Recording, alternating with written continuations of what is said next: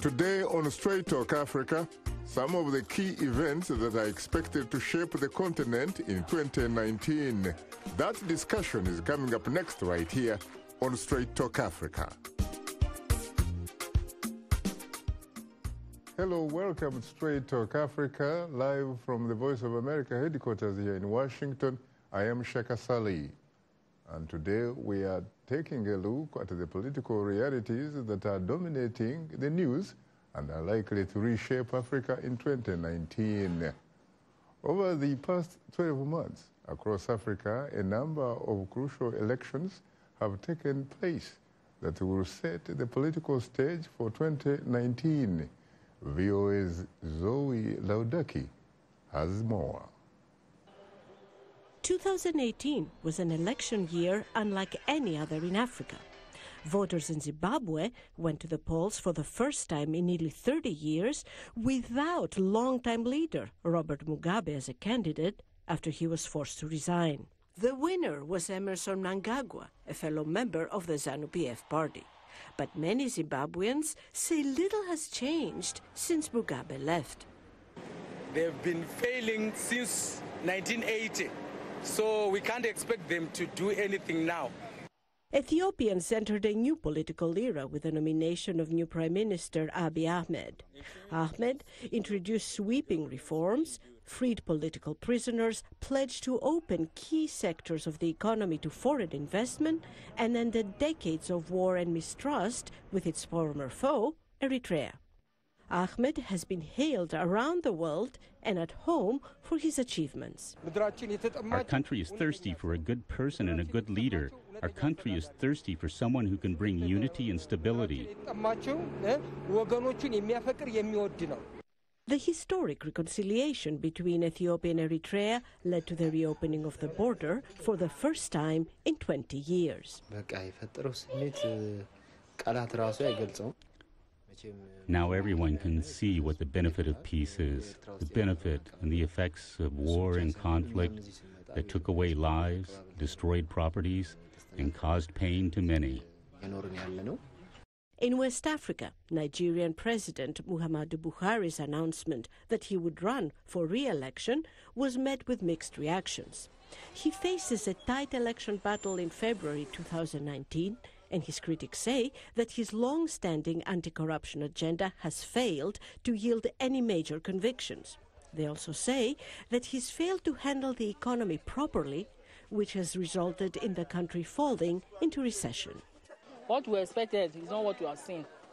Somehow we are disappointed in one way or the other. In Madagascar, André Rajoelina has been declared the winner of a runoff presidential election, according to full provisional results released last Thursday by the Electoral Commission. With 80% of Madagascar's 25 million people surviving on less than $2 a day, many had high hopes that these elections would bring about a leader who will lift them out of poverty. With every new president, life has become more and more difficult. In September, South Sudan's former vice president turned opposition leader Riek Machar signed a peace treaty with the country's president Salva Kiir, signaling the end of a brutal, ethnically charged 5-year civil war. The East African nation gained independence in 2011. Meanwhile, in the Democratic Republic of Congo, amid fears of electoral fraud, citizens nervously await the results from Sunday's chaotic presidential election. Internet and SMS services remained down for a third day on Wednesday after the government imposed a total block on Internet connections. Both the opposition and the ruling coalition are claiming victory, and the nation's long-suffering youth is yearning for change. We are totally rich. That is what they tell us. Now, I've never seen that wealth anywhere. All I see is sand and sun in my country. I've never seen that wealth. Africa's citizens are now waiting to see how the outcome of multiple historic elections will shape the socio-economic landscape across the continent in 2019. Zoe Laudaki, VOA News. Thanks, Zoe, for that report. Joining us here in our studio our three distinguished guests.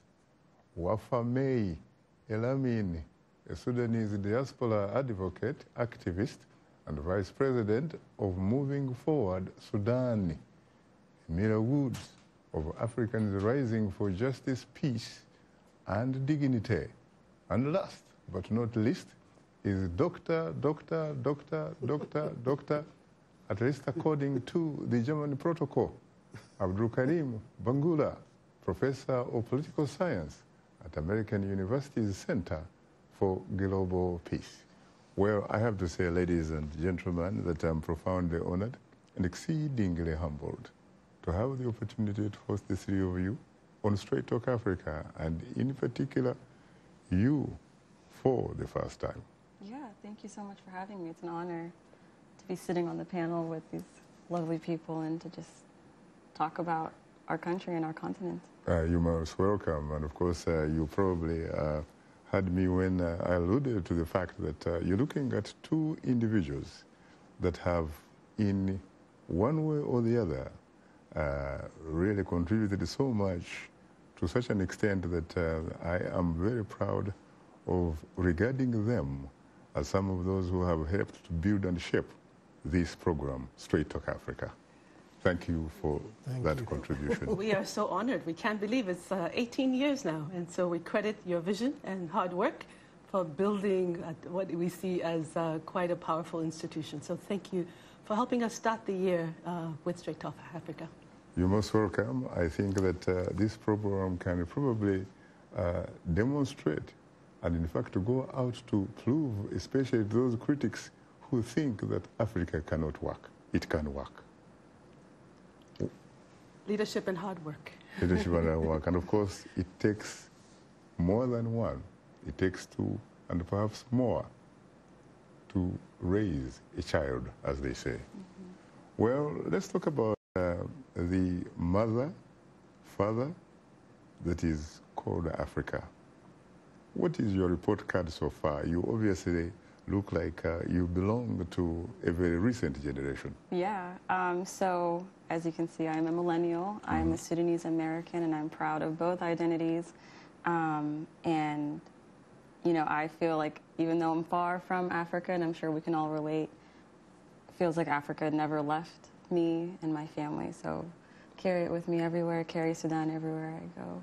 And I think a lot of people within my age range and younger are experiencing the same kind of sense of urgency to love our culture more. It's very interesting that you seem to be linked to Africa and to Sudan, especially when I listened to your poem. Mm-hmm. Very interesting poem. You pretty much talking about the pearl of the Nile. Yeah. Summary. Yeah. Precisely, what's that, and what does it mean in the context of the mother continent? So the pearl of the Nile is Sudan. It is the most beautiful and most glorious I mean, the song itself just was remade by a modern Sudanese artist who just goes to show how we can transpose our culture and our history in different ways that are kind of attached to our mediums. Like I write, and some people express that through music, and just hearing that song and knowing the meaning behind it, it's so important, especially during a time when we're having a difficult time seeing the beauty of our country, and we hear so much about it.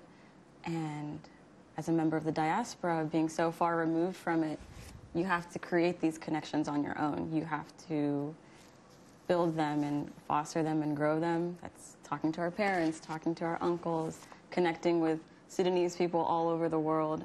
That's the power of the Nile, you know? It's the root of it all.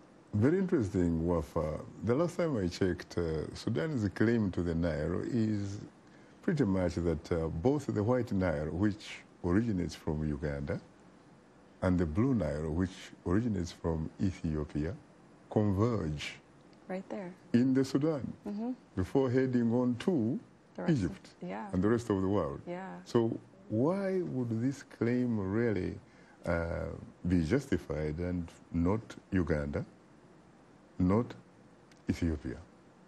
Well, I mean, I say it from a position of pride to be Sudanese and just to know what glory and talent comes from there. And in the last year, I've connected to so many different young professionals around the world who are learning about our history and taking that history and creating documentation of it, you know. And the fact that Sudan is the meeting point of such a powerful symbolic river in the continent just goes to show that Sudanese people can connect with so many people in Africa, around the world, and we're doing it, and we're doing it powerfully. So it's just an extension of our Nile. Very interesting. How do you feel about the contributions of those generations, including mine, who came before you? I think they've paved a way for us in my generation to be able to take ownership, reclaim that narrative in a way that's at a shifting point in the world. I think we're at a very pivotal point in the world where a lot of change can happen in such a short time, and it's going to be mobilized by people like me who grew up and who studied, who are now in a position to be able to take that knowledge and those resources and put it towards good. And we learned so much about the foundations of the continent, of the country, from our parents and, like you said, your generations before us, and we're hoping just to continue that legacy to the generations after us. So would it be fair to say that you feel very confident and comfortable that the generations before you have been able to provide you the shoulders on which your generation has actually been able to stand in order to see a little bit further? Yeah, so I mean, in Sudan in particular, this isn't the first revolution that's happened, and it's happened peacefully and successfully. So we're learning from our parents, but we're kind of transforming it in a way that's current to our times. And I think very, very confidently there are some lessons to learn from and mistakes that may have been made, but that's where we come in, and that's where we kind of bridge those gaps and find that common ground to be able to move forward in a way that's ready for the future and ready for the generations to come. Very interesting. What about you, Emira, of the Africans, you know, rising? There are some people who have actually been saying that, look, we just can't continue having more of the same. Africa needs a paradigm shift. Well, How do you respond to that? I feel like my colleague has so beautifully said it, the way poets often do, right, throughout time. You know, it is young people with, it's almost, you know, it's that the Sankofa moment, right, where it's a visionary mystical bird. You're that's talking flying about forward, Sankofa, right? a film made by I'm talking about an Akan mythical legendary image. Which is reflected, right? of Which course, is reflected in a in great the film. movie by... exactly, by Haile Gerima. But it's essentially, you know, looking back, that bird, that mythical bird, while flying forward. And I think we are at that moment where, led by incredibly bold and courageous young people throughout the continent and the diaspora, we are doing just that. We're learning from history, from the Patrice Lumumbas, you know, who were our, you know, revolutionary leaders, visionary leaders, Thomas Sankara. We're learning from them, but also our young leaders are forging new paths. So, you know, when I think of the Nile, I think of the Friends of Lake Turkana, just on the other side of the border from Ethiopia and Kenya, where it is a young woman who is from that region, as you say, was in the diaspora, and then has gone back to lead a movement fighting for the community to have its rights to fish in waters that have been dammed further upstream in Ethiopia, and also fighting for a planet, recognizing that with climate change, Africa is at the epicenter, and that we must do all we can, not in the future, but now. So it is those young leaders that are using tools of technology, social media, all these ways to communicate so effectively, and they're forging new paths, right? It is leaders on all issues, human rights, social justice, women's rights, across the continent that are saying no to what is the status quo, demanding greater accountability from all of our leaders, and actually seizing the mantle of leadership across the board, whether it's those fighting for a free Togo or for a more democratic Cameroon. I mean, across the board, you have these young, dynamic, often women leaders. And I think it's also reflected here as we begin a new Congress in the United States with a dynamic young Somali woman coming out of a refugee legacy, but entering Congress today. So it is the continent, it is the diaspora, and it is this new leadership that has learned the lessons from the visionary leaders of the past, that has critiqued the unaccountable leaders of the past, some of whom are there presently, right? But are the leaders that are going to carry us into this 21st century in such a bold and courageous and powerful ways. And so that's what I think gives me hope when we start off with poetry. So thank you for that. Very interesting, and of course, really very interesting words, especially to begin with the new year 2019.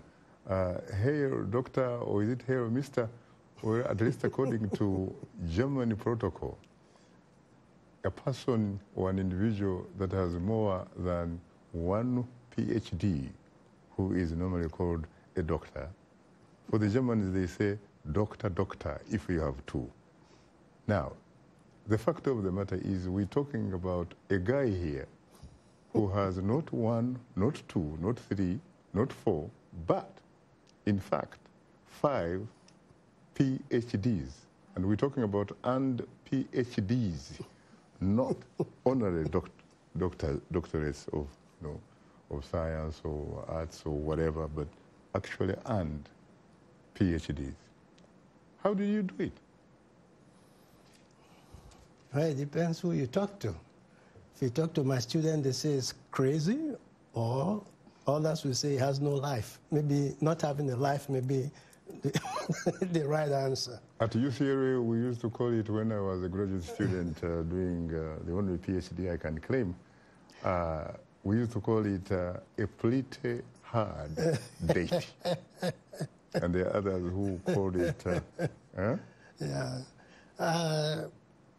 My sisters have hit on very important points about the transition from the elders to the younger ones to continue. Unfortunately, the older ones don't want to give up the torch, the mantle. This is a problem. They don't? They don't. I see al-Bashir, for example, in Sudan. Of course, you know, I was on the show here. We had to fight against the ICC because you cannot be criminalizing our own leaders and leave those in the West and other places that are doing even worse things, just focusing on Africa.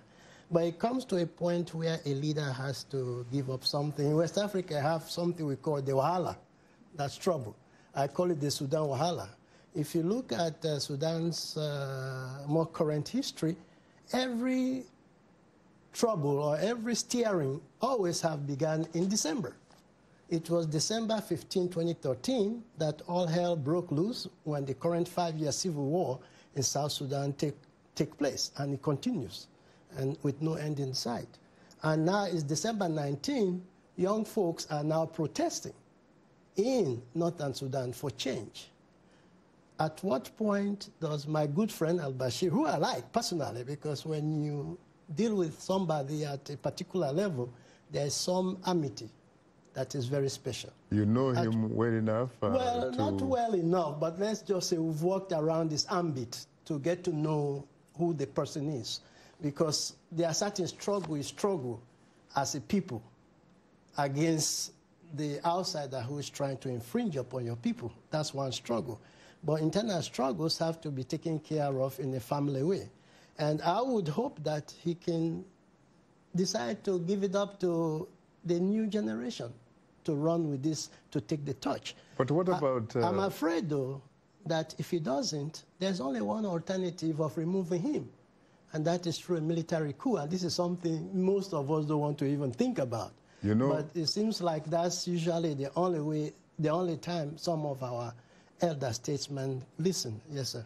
Some of these African leaders others might call them rulers, who happen to be democratically challenged, when you ask them why they are in power that long, they simply tell you they are succumbing to the pressure of their people.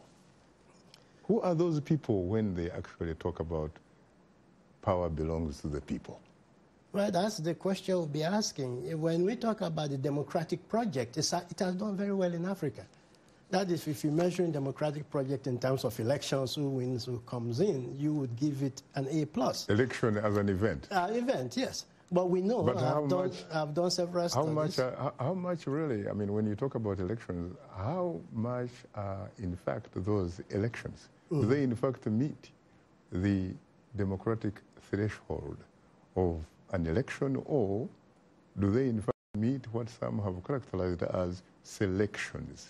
Well, as a matter of fact, the studies I've done have shown no correlation whatsoever, statistical correlation, between democracy and good governance.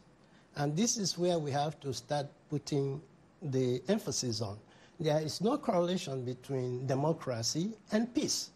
We still have elections taking place, but we still have a lot of chaos, wars, and all sorts of push and whatever you want to call them these days taking place all over the continent. Some are more pronounced in the West, some we don't even talk about. We have a third world war in the Lake region. We don't call it a third world war. Whenever you have all these other different countries from so many different parts engaged in the war, it's a world war. But we don't call it that because, you know, as long as it's not West, East participating, then we don't call it that. But disappointingly, is also our intellectuals. Our intellectuals are not coming up with solutions, suggestions on how to fix many of these problems.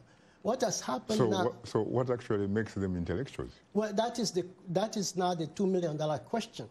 We are now very good with the new technology, the internet, to even claim having certain degrees. It doesn't matter if you want to claim what you don't have, and claiming to invent things. And now with the YouTube, you got those of us who are very good at using attention-catching phrases.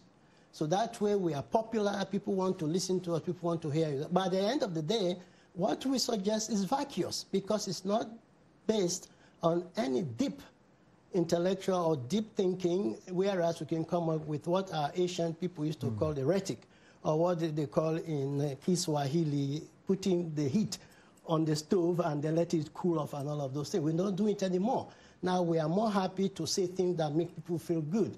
And so that way we are invited, we are paraded, and those who come with the tough questions or come up with much more rhetoric, as the ancient Egyptians would call them, solutions, we are shoved aside because it is too difficult for some of our policymakers to take and run with. Sounds like what you characterize as solutions, someone else might probably characterize them as illusions, facades, make-believe. Make-believe, yeah. Yeah. Taking people through the motions. Yes. Now let me come to Wafa. You are Sudanese and indeed a very, very proud Sudanese and perhaps righteous. So only yesterday, you celebrated 72 years of political independence from the condominium of the British and the Egyptians. Yeah, and I think there's a direct correlation to the uprisings happening in the December time. It's because it's right around our Day of Independence where we feel the most sense of pride in being Sudanese, and we all come together towards the end of the year already reflectively and introspectively, just thinking about ourselves personally and our growth. And then when you incorporate that with the day that your country received its independence, your people are automatically very prideful. And I think yesterday was a bittersweet day for us, at least for me, because I was celebrating a really great year and overcoming a lot of things personally. And then at the same time, I was seeing these protests for the last 2 weeks and hearing about my family getting hurt and all of that. And it becomes a lot closer to home. You know, it becomes so much closer, and I'm thousands of miles away, but I think I feel the pain just maybe the same, if not worse, than my parents feel it, because it's this glorious place we hear about that I haven't had the luxury to see yet, and I want to make sure that I get to. And I think a lot of people share those sentiments. You know, it reminds me of a study done in the current Democratic Republic of the Congo. At the time it was known as Zaire, or Mobutu Sese Seko was a banger. Back in the 1980s, I was a graduate school at UCLA. A team of researchers went there and talked to many people downtown Kinshasa, the capital, about independence. And the ordinary Congolese were actually wondering when this thing called independence is going to come to an end, because it didn't seem, frankly, to deliver even some of the crumbs that they used to get under the colonialists, you know, that kind of stuff. What is happening in Khartoum, for example, and in more than 20 other urban centers in the Sudan, essentially protesting about prices, for example, of bread, really, fuel and all that kind of stuff. Is it an expression almost that is similar to that? When is this thing called independence going to come to an end? I think it's the idea of what comes with independence. You know, when you get independence, you expect the basic liberties of freedom and to live. And the protests did start on bread, but I think bread is symbolic for something a little bit more. The word bread in Arabic in Sudanese Arabic is actually aish, and the core of that is life. To aish, like to live. Life. So the protests being about bread and aish is really a lot deeper than that. And I think we have an interesting way of trying to translate our narrative to people in the Western world in such a short time that by the time we're done having the conversation, we didn't even hit the core of it, which is life and humans and just living and all of that, education, children, everything, just the core, the basics that we're taught as we're growing up. So I think the idea of independence really has to be scrutinized from that kind of perspective of what do you get along with that? Because if you're going to fight for it, you have to get something in return. And I think people are just asking for the bread. You know, and what about that, Emira? Because let's face it, when you look at Africans, you think about people who are citizens or who should be citizens but actually behave or are treated as subjects. Well, I think the issue is dignity. It goes back to that, right? People are thirsting for dignity, that core essence of life, human dignity. And I think what you see is it's a natural thirst for, you know, life better than your grandparents. And yet in many of the contexts, you know, whether it's oil-producing countries like Sudan or South Sudan, or it's incredibly wealthy countries like the DRC with, you know, coltan and all of these vital resources for the global economy, people feel a sense of being kind of stripped of their dignity, of their right to kind of make decisions for their lives, for the lives of their children, to put food on the table. I mean, so I think it's a basic human need, that dignity. And so I think what you have is this powerful expression. People saying, we're not going to take it anymore. We're the majority. Right? Why should a narrow elite allied with external forces, perhaps, right, be making decisions for our lives and for future generations at our peril? And so I think, you know, whether it's Tunisia, where we saw yet again, you know, a self-immolation, somebody taking their life in such a dramatic fashion, you know, it's a thirst for a better way. And it's a cry to say, we've had enough. We're going to stand up for our rights, and we're going to push back against what we see is a grave injustice until, you know, both political independence and economic independence are secured. Unfortunately, time happens not to be our best ally, despite your great thought. You are tuned into Straight Talk Africa. We'll have more of a discussion in a moment, so please don't go away because we'll be right back with you.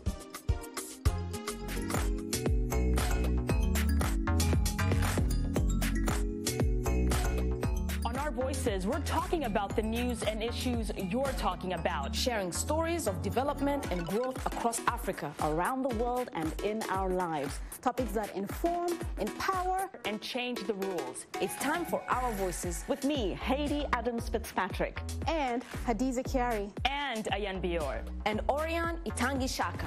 It's time for Our Voices.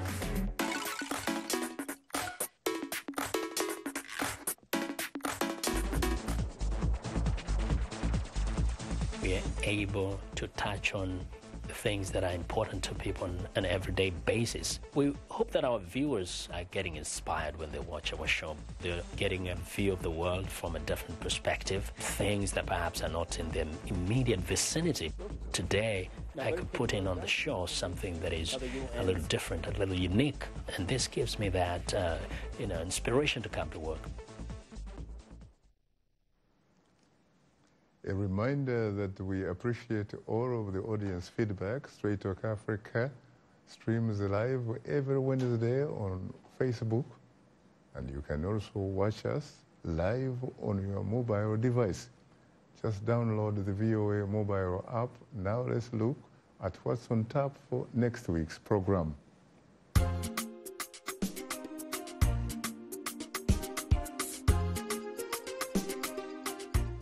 On the next Straight Talk Africa, anger over rising prices, shortages of bread and fuel, and a cash crisis has incited demonstrations across Sudan and against President Omar al-Bashir. Crowds flooding the streets of Khartoum have been chanting, "The people want the fall of the regime." Is Sudan in the precipice of change? An in-depth discussion on the politics of Sudan on the next Straight Talk Africa. Today we are discussing the events in Africa that are most likely to shape the continent in 2019. Our guests are Wafa May Elamin, the Sudanese diaspora advocate, activist, and vice president of Moving Forward Sudan, Emira Woods of Africans Rising for Justice, Peace, and Dignity, and last but not least, Abdul Karim Bangura, Professor of Political Science at American University Center for Global Peace. And of course, as I told you earlier, he is doctor 5 times, at least according to German protocol. Well, I have to say frankly again that I am profoundly honored and exceedingly humbled to have the opportunity to host the three of you on Straight Talk Africa. Thank you. Great to be with you. You're most welcome. Now, Doctor, as you heard from both your fellow panelists earlier, they seem to say that the people of Africa feel, they have these feelings, frankly, that they are shortchanged. And if true, then how come they do not effectively assert themselves? If indeed the power belongs to them, as their leaders or rulers actually sometimes or often say, do these people in fact believe that they are the power indeed, that they are citizens of their communities, that they owe allegiance, for example, to the state, and therefore they are the primary stakeholders in those countries, because not only do they in fact have constitutional rights, but actually they do have inalienable rights, birthrights, if you will.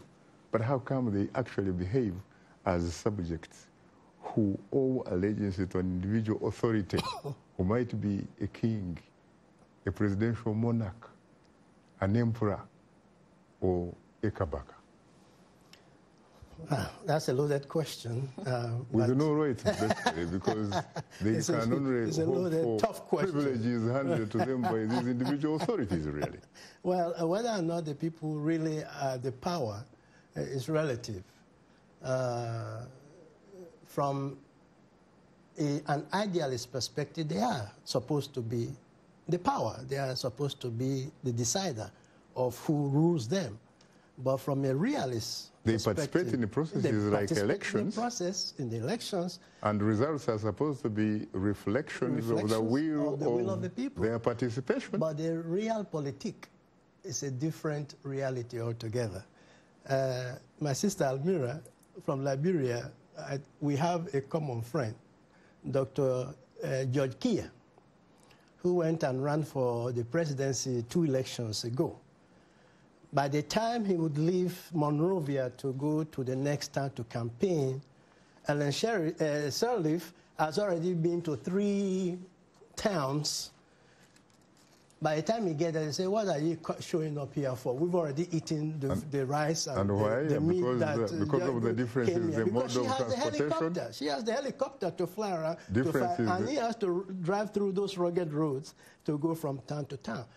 As long as the people who are in power have what we call the instrument of compulsion, the military, the police, and all the other... The institutions of violence. Power, yes. Then they are always going to dominate, you see? So well, go ahead. I think we have, we have a lot of examples that has happened in many countries. We also have examples like the Gambia, again, led by young, dynamic, bold, courageous leaders and women, where people said no, right? It was Gambia has decided, the people have decided, right? Yeah. At the end of the day, you had a president who, because of the neighboring countries as well, enforcing the will of the people, who had to step down. You have to give credit to ECOWAS. To ECOWAS, right? Yeah. A regional body that said we will not stand for democratic processes being undermined, right? And we have to all understand, it's not only elections that are the testament of democracy, it's also a free and open press. It's also a free and open internet, so that there can be the communications and those platforms. And that's not the case in many countries. Cameroon, it is interesting Togo, that you right? mentioned that, because as we talk right now, the internet is in fact shut in the Democratic Republic of Congo. Exactly. I'm happy through in the ECOWAS thing. And since I call myself a Senegalese Gambian anyway, because I do spend a whole lot of time working with Codestria. I thought you were African. Well, that's what my wonderful folks in Senegal say. So I will give them credit because they are watching now too. But if it wasn't for Sall, President Sall, I think... the president of Senegal. Yes. Sall. Our Jammeh in Gambia would have still been there. They don't like each other, and Sall was determined that he was going to listen to what the people have dictated. But Sall, and she's right. But also, let's face it, being president of Senegal also comes with moral authority. Yes, yes. Because there is, in fact, a tradition of democracy. Yes, in Senegal. In Senegal, that is correct. Well, it's a tradition that was supported, reinforced, again, by young people, by hip-hop artists, by musicians and poets, right? They said no when Abdoulaye Wade wanted to hang on for a 3rd term. They organized. There were demonstrations throughout Senegal. And I happened to be there, on the 5-year anniversary, where they took to the streets again and said, we put you in office, Macky Sall. You must respond to our demands, right? So it is, young people at the leadership of these social movements that are linking up with trade unions, that are linking up with environmental justice activists, that are using technology in new and interesting ways. And I do believe that the Codestrias, the academics, those who are activist-oriented, those who are rooted in movement and movement building, are also on the right side of history, because they are part of this progression that is demanding rights, demanding dignity, demanding justice. Yeah, the first part of your question, Mwale Musali, is the shortchanging. Why do the people feel shortchanged? And they have a very good reason to feel shortchanged. In that, if you go to the Codestria side, there is a study I did on tipping points and sustainability, where I look at the entire continent over a very long period of longitudinal study. We Africans are very good at coming up with projects and programs and policies. 2-3 years later, they are dead, they are gone. Why? Because we do not build in how you sustain this programs, how he sustained these policies. And so when the people now are expecting that you deliver, you say free education, good. Free education to what?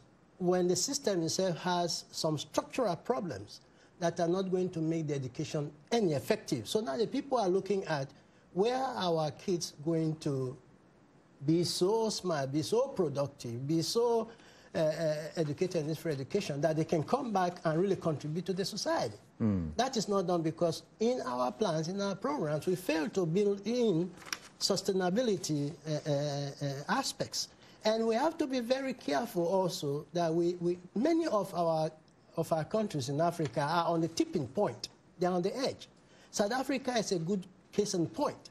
The thing that saves South Africa is because they removed Zuma and put in Cyril Ramaphosa, who is a very close friend. And we had that conversation, he and I. We went to dinner when I was in Joburg, and we had that conversation of what needs to be done in South Africa, because he was very timid in even taking over the leadership. When the people wanted him, I said, Brother Cyril, you have to step in because the people see in you a vision that they think South Africa needs that can really save this country. The way Zuma was going was not the right way the people wanted. He was a little bit hesitant because he wanted to respect the traditional way of respecting the elders and following protocol, and he did. Things worked out right. That is postponing the tipping point of South Africa right now.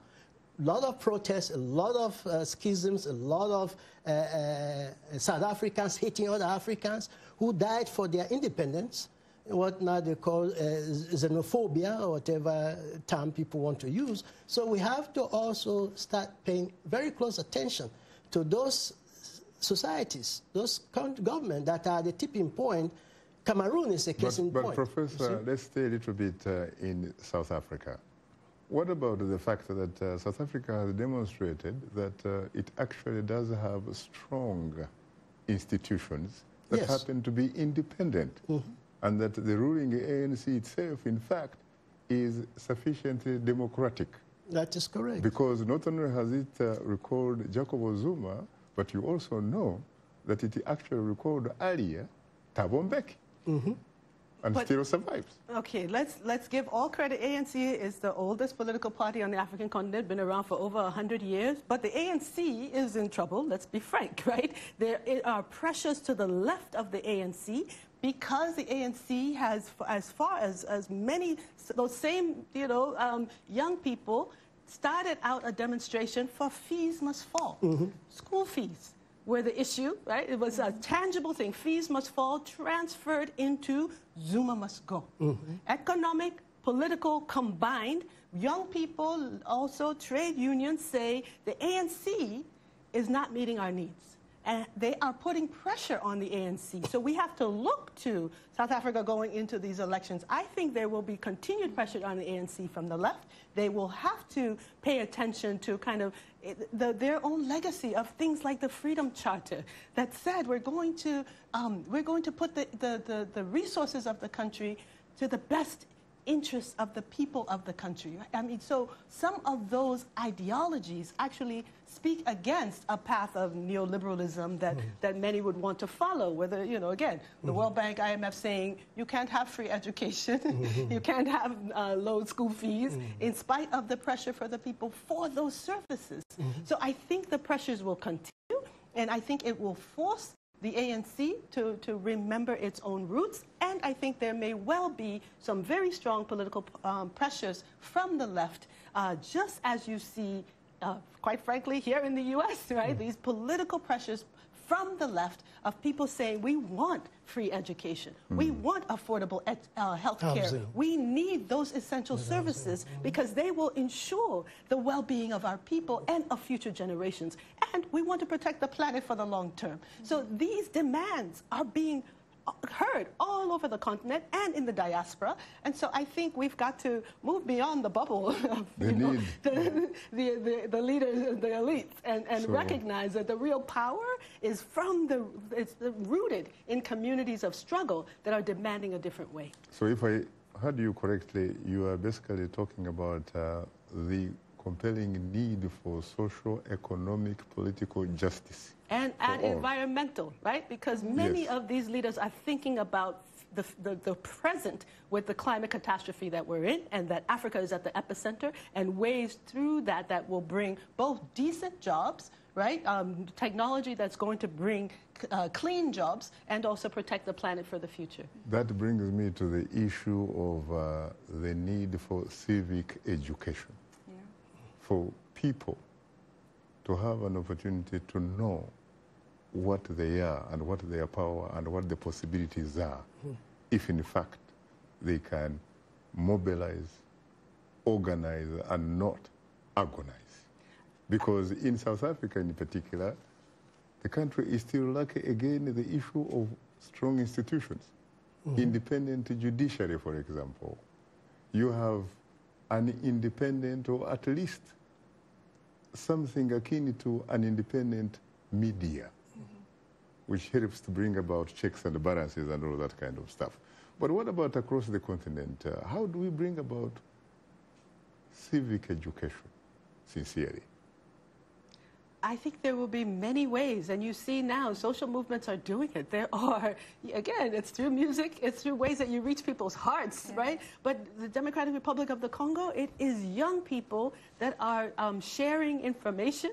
Again, it's difficult now with the closures of the internet, right? But they are a force that's educating at the community level throughout that vast country. You're having an election where a significant part of the country actually has been disfranchised. Yeah.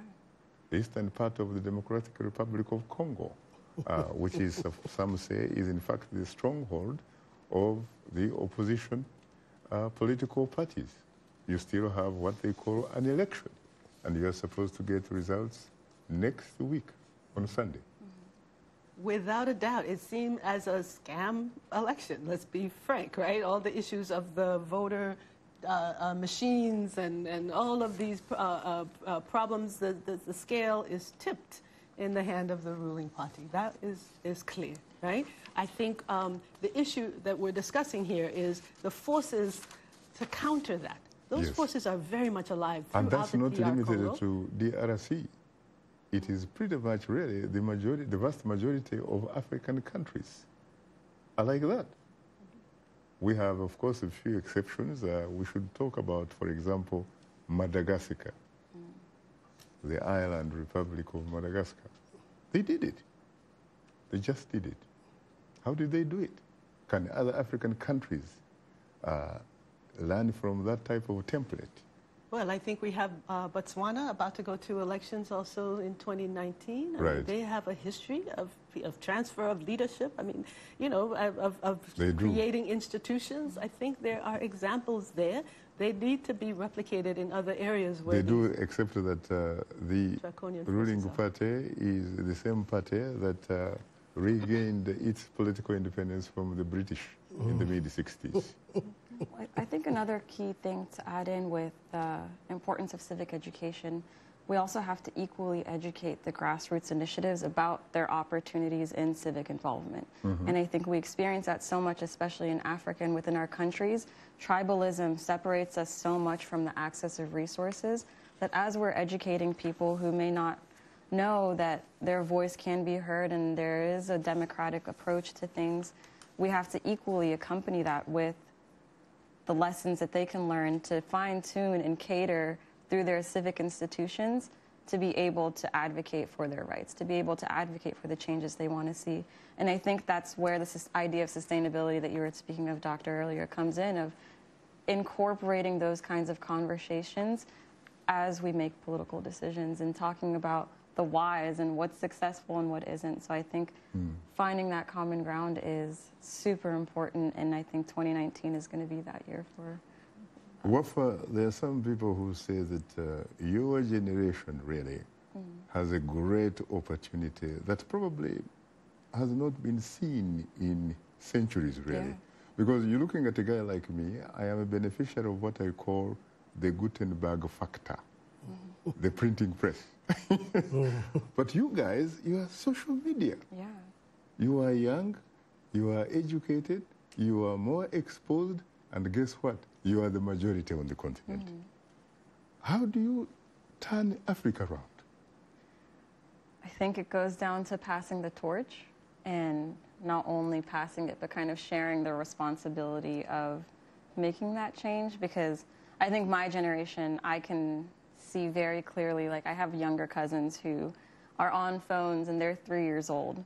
And, you know, and the world is exposed to so many things that aren't appropriate for 3-year-olds to be seeing. So I think the importance of using those social media tools to kind of bring about that positive change, but also give room for that balance to do fun things on it too.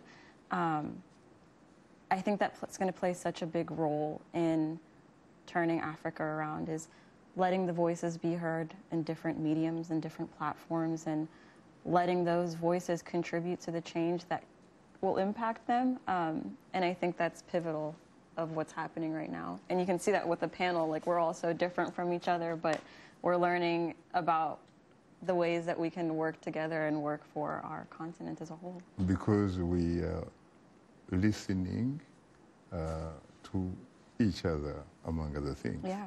But what about situations you are talking about passing on the torch? What about those situations, those countries, for example, where the people at the helm do not see the need for passing on the torch or the baton, so to speak, because apparently they think that they are perhaps politically God's gifts to their communities, that they are uniquely gifted, really, that without them, their societies are not there. Yeah. We can begin with the longest serving ruler in the world. We are talking about Theodore Obiang Masangu of Equatorial Guinea. Came to power 1979, still going. An incredibly rich country, but very, very poor people. But the family of the man, incredibly rich, owns a lot of, you know, for example, real estate downtown Paris and what have you and stuff like that. But not the ordinary folk. Walimwa, there is a study I did once, it's very interesting. There is a very strong statistical relationship between longevity in office and the amount of wealth that a president earns. We can go down the list, but that's the reason why they don't want to give up power. Because with that power comes a whole lot of wealth, and with that power also come a lot of pomp and circumstances. So when... pomp and pageantry. Pageantry, yes, sorry, pomp and pageantry. So when somebody like, with his good intention, Mo Ibrahim, will give them millions of dollars to give up power when the time comes as an incentive, that's what they spend one day in a casino. so you see, correct. So the idea, while it's noble, while it's good, sort of does not meet with the realities of and with Mo Ibrahim, really. But I have to support my sister Amira here. We don't want to just leave this place with the negative note. There are some positives going on. With every old-time professor in some universities, I'm not going to name that, have a pre-packaged questions that a student who is doing innovative research for Africa must meet these things, or else they're not going to get their PhD. There are universities, there are other centers. I mentioned Codestria that is doing a good job, great job in trying to transform our thinking. But you have to deal with people like Theodore Obiang of this world. Definitely, because this is reality. But we also have to look at too much space. Yes, we also have to look like the University of Cabo Verde. Yeah, that is internationalizing its programs to link with their African brothers in the diaspora and other parts of Africa to share knowledge dealing with some of this same thing of good governance, democracy, and government in Cabo Verde. And Cabo Verde, for better or worse, is doing a whole lot better for a small island state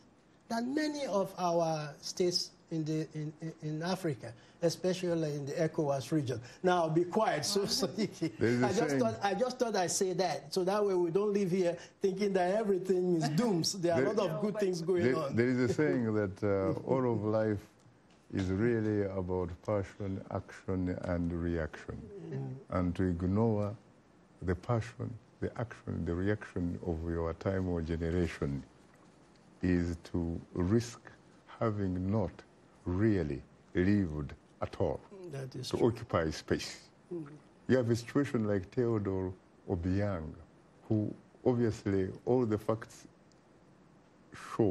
demonstrate that he is not interested in the concept of democracy. But you have his colleague, the Ugandan president, Yoweri Museveni, who actually gave Theodore Obiang his country's highest award and characterized it as he gave it to him because Mr. Obiang has been promoting African democracy. So How do you react to that? I think we have to recognize that the Obiangs of this world, the Musevenis of this world as well, you could add many to that list, particularly in these oil-rich places where you have also these multinational corporations that have kept them in power.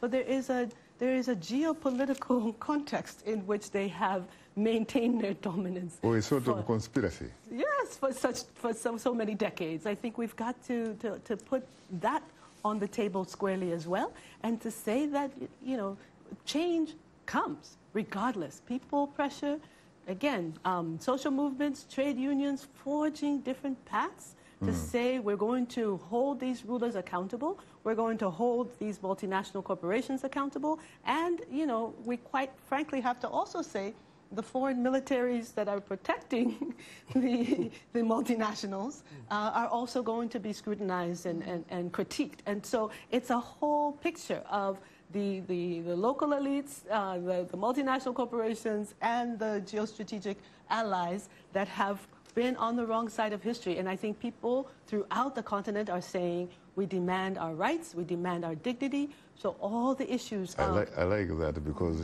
accountability across the street begins at home.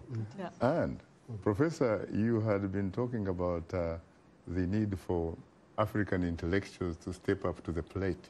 Where are the Osman Sembenis when we need them? Well, what has happened in Africa is I cannot exempt myself, we intellectuals, is that many of us have become academics. That is, we now collect data for the West because they pay us money, and then we are content, and the West does the analysis. They analyze us how they want to see us. That's one of the problems. The second is that some of us, the older generation, don't want to yield to new thinking. Unfortunately, again, time is not our best That's ally. another show altogether. And there is no democracy in Studio 47 because, like a soldier, if the producer says go, you have to go. Yeah. Just like a soldier is told to be dismissed, you salute and go. Yeah. Well, on that note, thanks to our guests, today's Wafa May, Elamin, Mira Woods, and Abdul Karim Bangula. And thanks to our audience for tuning into Straight Talk Africa. In the meantime, get better, not bitter. And remember to keep the African hopes alive.